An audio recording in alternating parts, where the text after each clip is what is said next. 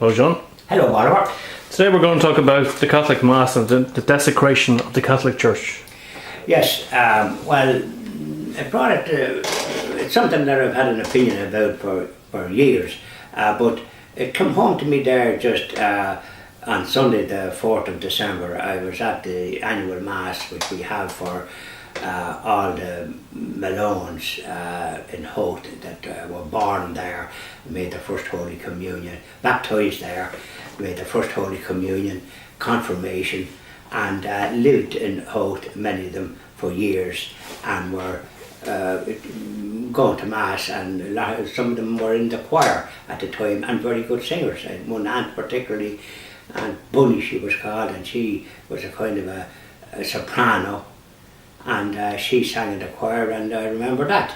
And of course it was altar rails and all the rest of it. Now at the Malone Mass on Sunday, and of course at the consecration, the bell would ring 3 times and 6 times, 3 times at the one part of the consecration and 3 times at the other, and the priest would be on the altar facing the tabernacle, and there would be altar boys serving as well.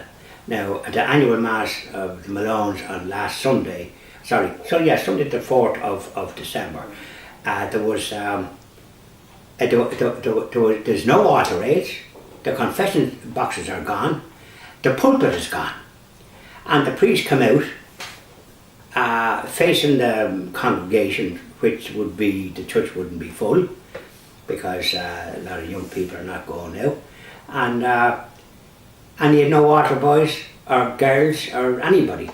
He was just there himself. And it was the annual memorial Mass for the Malones, and my cousin that had organised it, and she organised it, and her husband every year, they live in Howth.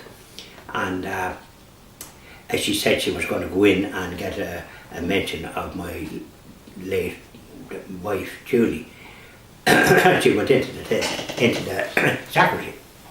Well, the priest come out, as I say, there was nobody with him. He said something on the altar. I was up near the front. I didn't hear him say nothing about the annual Mass for the Malone. I didn't hear it, and I didn't hear anything about my late wife Julie. I didn't hear anything about that. And he said nothing then during the Mass, and it was a very, and of course at the consecration there was no bell. So it was Holy Mass was obviously celebrated, but it was a very weak, it wasn't an experience, a religious experience, and there wasn't the respect for those people that I'm after speaking about the Malones, that were all, as I say, churchgoers and sang in the choir and all the rest of it. As a matter of fact, a great grandmother that apparently had a vision of a lamb, and that's what that church is built. Now, so that's the kind of background that's involved there, and the priest, it was just terrible, and he gave we call it a homily, for want of a better word. Now it didn't make any. I found it absolutely of no benefit whatsoever. And then he read items that was in the newsletter, which one can read unless one is illiterate.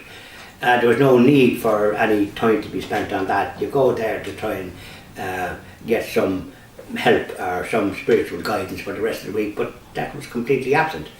Now, because of by the way, I sent an email later that evening to the email address of that church in Howth, and I wasn't a bit happy with the way it was, the Mass was celebrated, and no bell and no water rails, no nothing.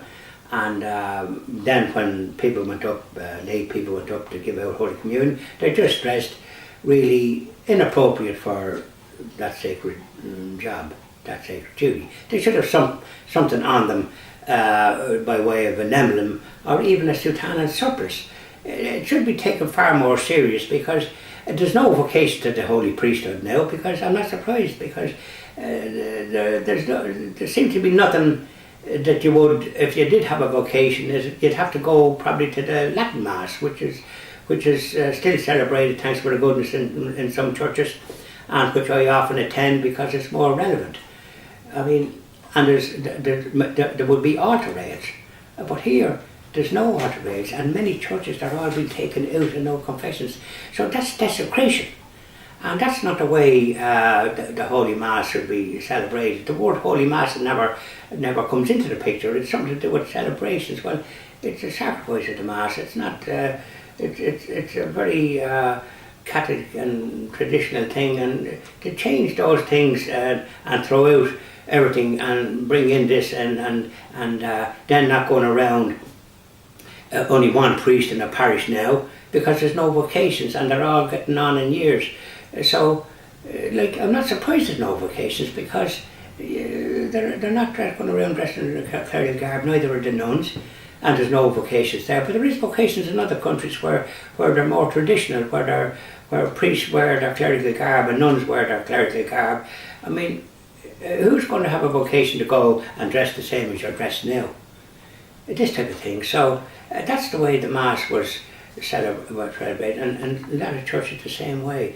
Well, that's not the way it should be. I think for people to be able to come out with their heads held high and some little bit of spiritual nourishment to take them for the week, by all means.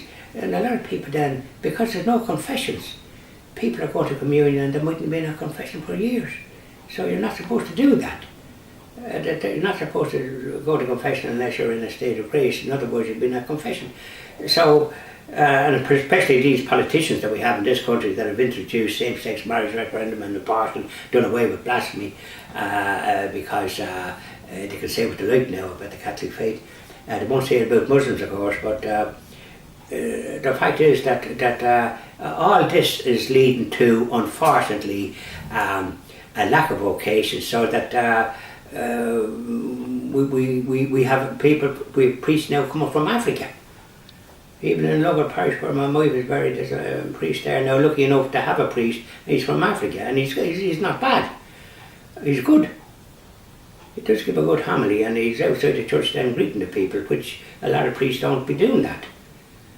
So really, that's why there's not younger people, I think, going, because I was young, we all went, because there was something to go to. But what's to go there now? It's, as I say, no bell rung for this consecration and all the rest of it. I mean, that's just not on. Maybe they're trying to cut costs. Well, you see, I don't know what they're at, but you know, I mean, if I was a priest, I don't think I could. Well, I wouldn't. I think I couldn't just. I'd have to go to some other congregation and try to do what we all grew up with.